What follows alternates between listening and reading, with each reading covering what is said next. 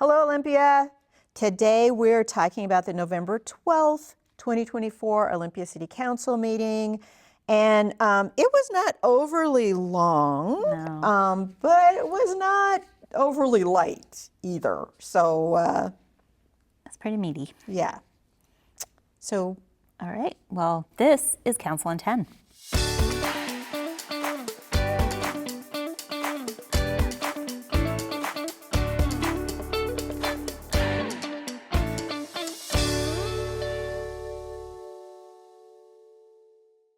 for the record, I'm Kelly Purse-Brossett. And I'm Susan Grisham.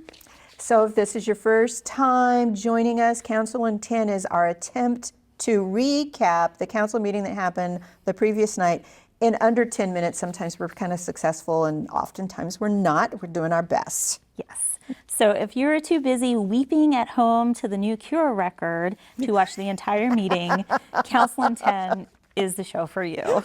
Okay. Oh, let's do it. Hit the button. Okay, so the council opened. We only had one council member who was excused. That was Council Member Parsley. And the city manager was joining us on remotely.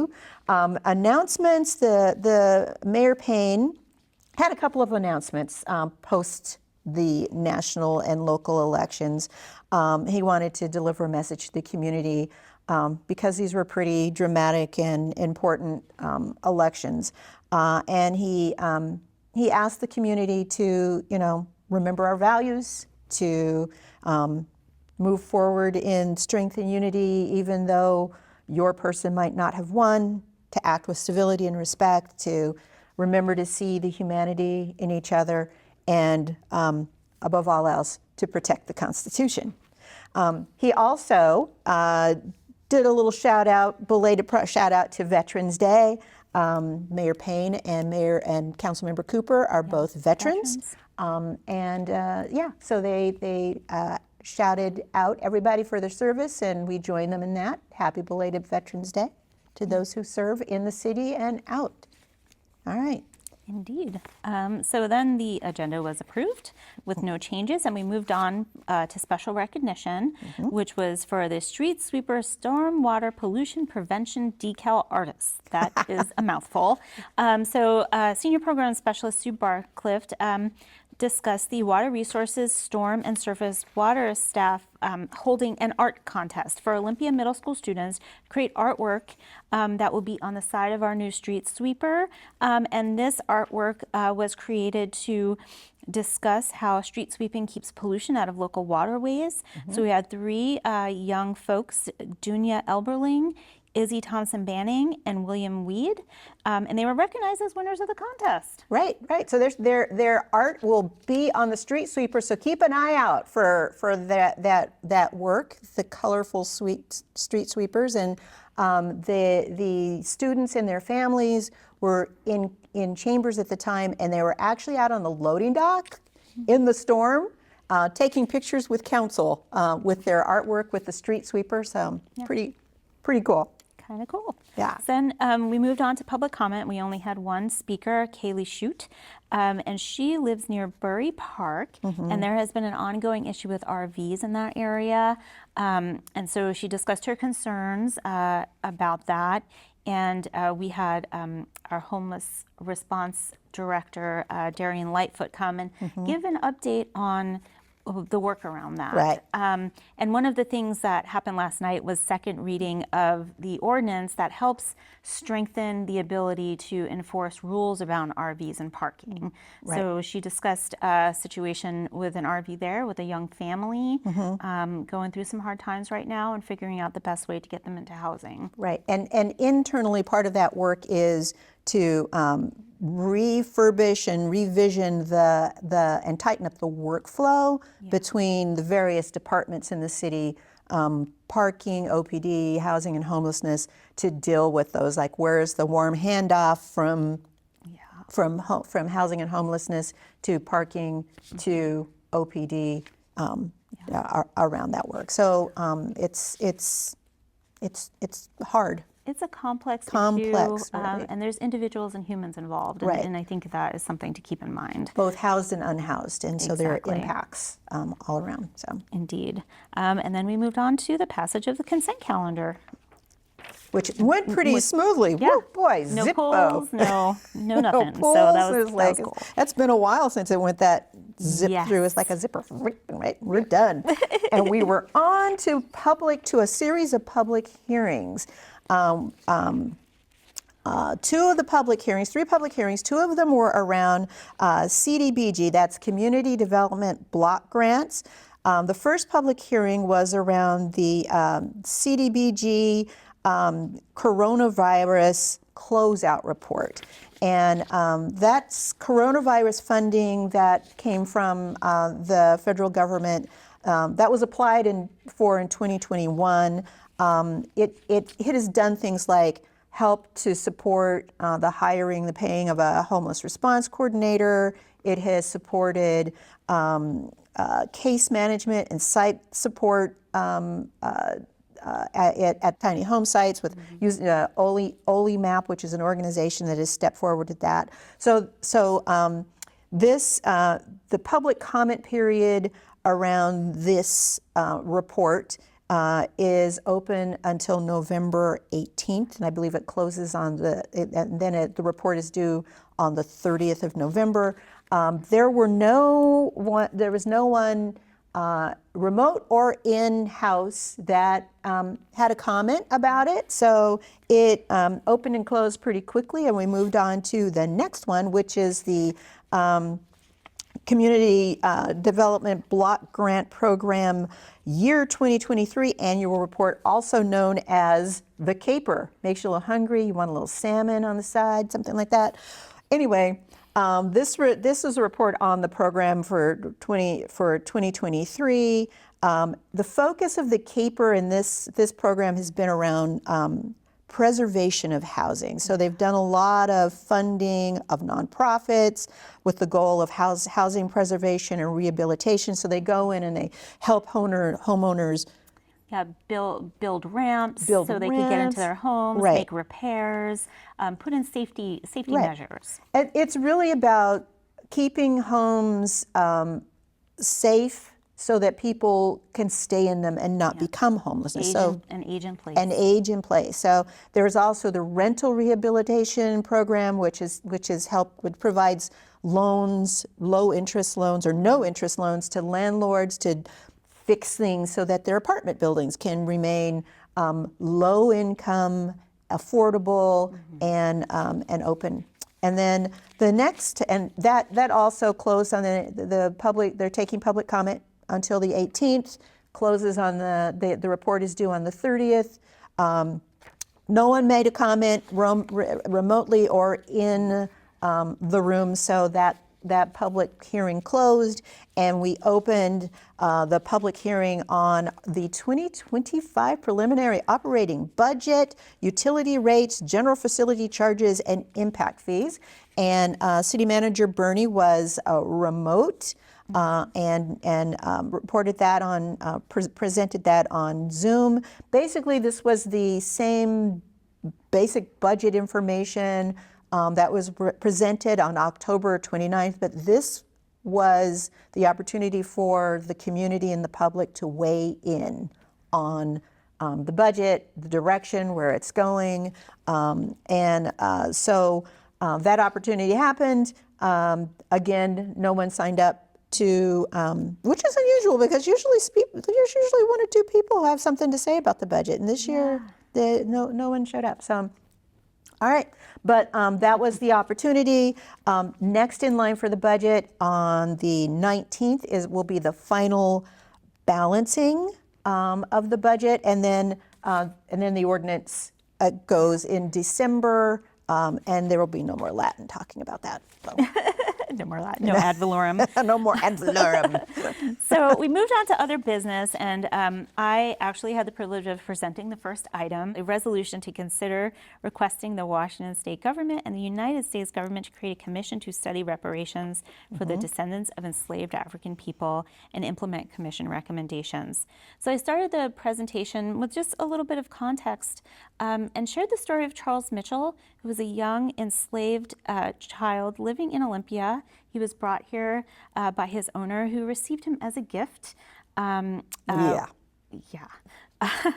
And just talking about his story. And Charles Mitchell was able to escape enslavement from Olympia through the Puget Sound Underground Railroad and landed in Victoria, BC, where at the time slavery was actually not legal, where in the Washington Territory it was. So by virtue of his story, we understand that Olympia has a direct connection to slavery in this country. So in August, Mayor Payne brought forward a referral for city staff to begin working on a resolution around this for the council to consider. And that resolution has several actions. There's about 8 of them. I will not go over each one, but one of them is asking the state legislature, the Office of the Governor, United States Congress, and the Office of the President of the United States to work towards forming a commission to study reparations for the descendants of enslaved peoples and to initiate a process of rectifying centuries of systemic oppression and intergenerational trauma, which has led to disparities in nearly all areas of life for Black Americans over generations. And then the resolution also supports the Washington State Commission on African Affairs' unanimous decision to advise the governor to create the Charles Mitchell Commission to study reparations. And this resolution, once passed, which it did pass, will also be sent to the state legislature, the Legislative Black Caucus, the Office of the Governor, Marilyn Strickland's office, Patty Murray's office, Maria Campbell's office, urging Congress to pass H.R. 40, which is a commission to study and develop reparation proposals for the African Americans Act. And some of the other items in here is encouraging other Washington cities to pass similar resolutions. And then the really big ask here is directing staff to research possible city-scale actions and to explore the ways the city government can support these efforts. And meanwhile, connecting all this work to our Olympia Strong initiatives, comprehensive plan, fair housing assessment, capital facilities, and all the other plans that we use to guide our work. So this will be embedded in all of that. So we are working with Truclusion, who are going to be researching about 200 cities and the work that they've done around this. So the resolution passed unanimously, and the Mayor Pro Tem and Councilmember Vanderpool were also co-signers of the referral and they offered their support from the dais, as did the mayor read a statement from Councilmember Parsley in support of it. We'll see how it goes. I have layered and complicated feelings and feels around this particular topic, as for obvious reasons, but we will see what we will see. I commend the council and the mayor for taking on this big rock. I'm excited to see the research and how it bears out.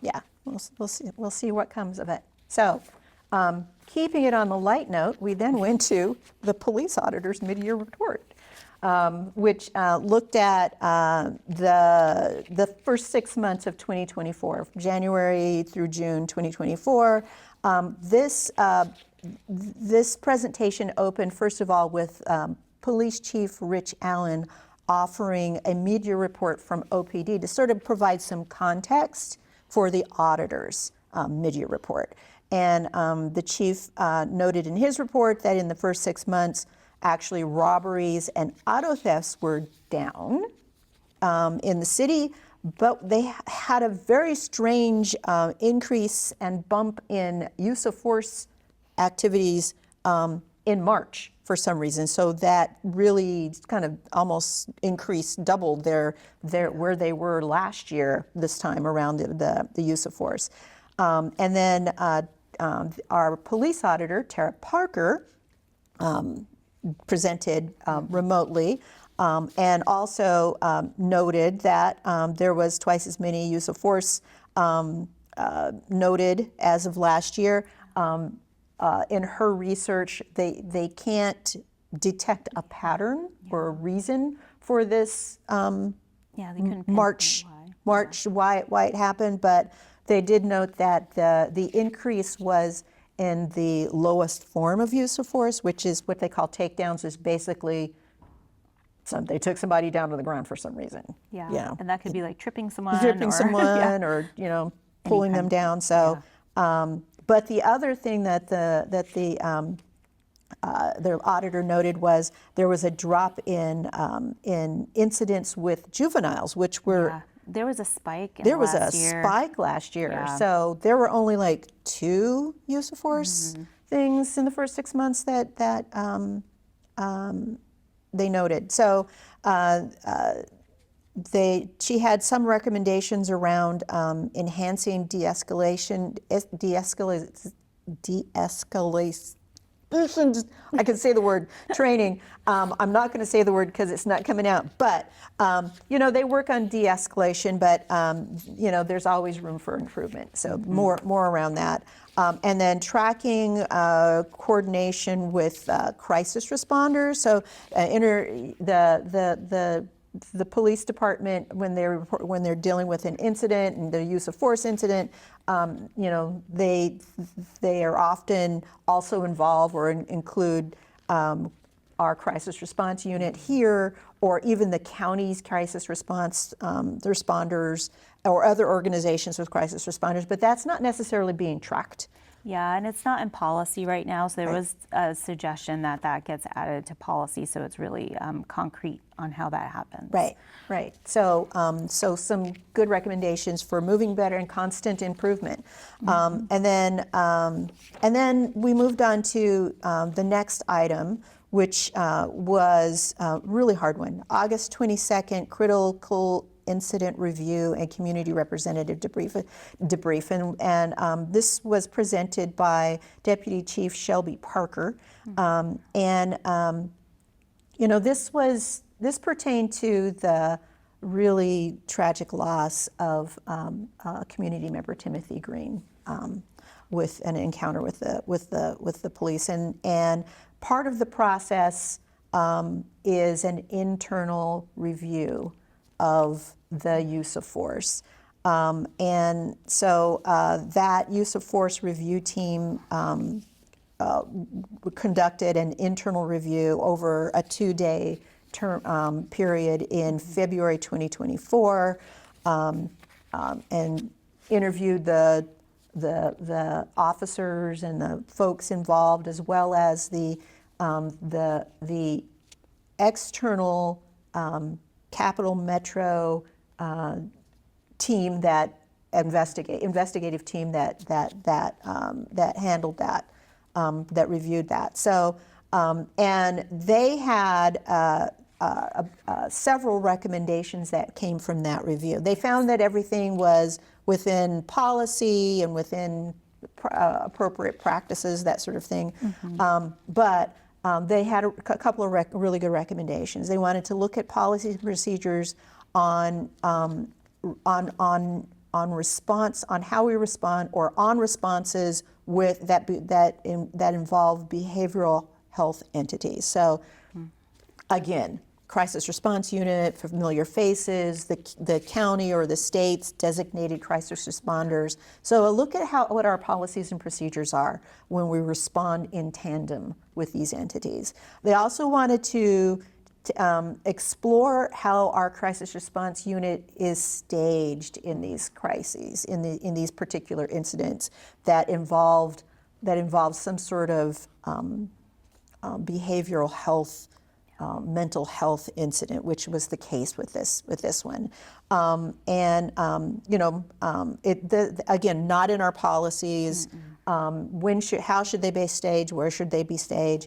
They also had a recommendation around having reality-based training that includes the crisis response units with the patrol officers, so that they train to respond to incidents together. So I thought that was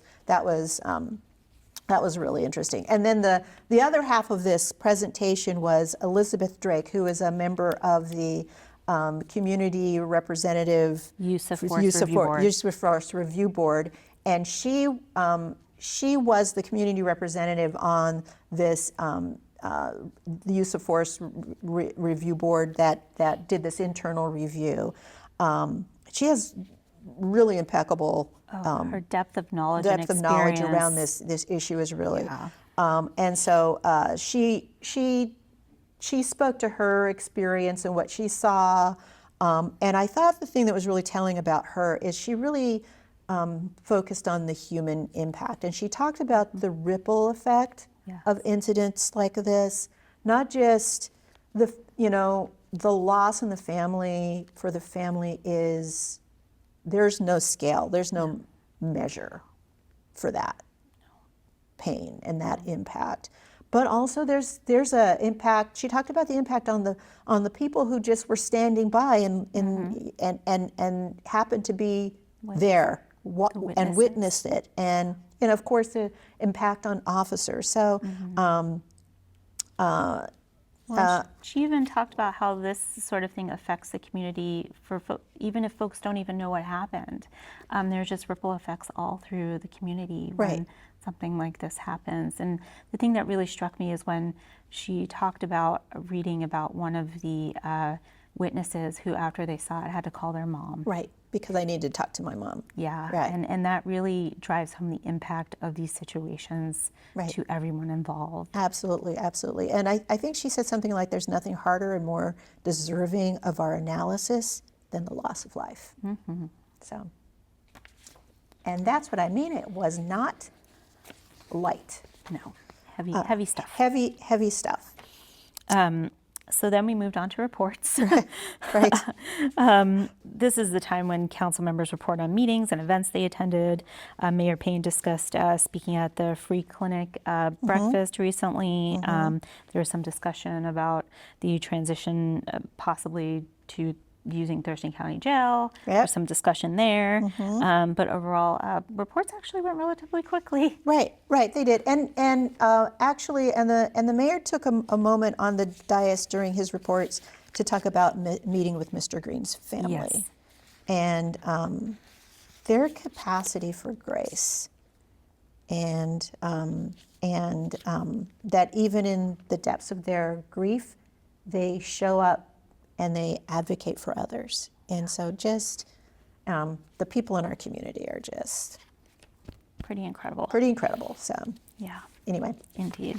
And then the city manager had no reports, and we were adjourned. Boom. Okay, so we're hearing from the great minds above us that we might have gone way over. Well, we did have some really heavy topics this time. Things. You needed to, They need the space to breathe. I'm going to need a bourbon and a milkshake after this one. So I'll just take the bourbon, thank you. So we went a little over. We don't know what that means. I'm hoping it doesn't mean silly hats, because you know how I feel about those things. But so stay tuned. We'll let you. More to come. More to come. Or I don't know. We'll figure it out. We'll figure it out.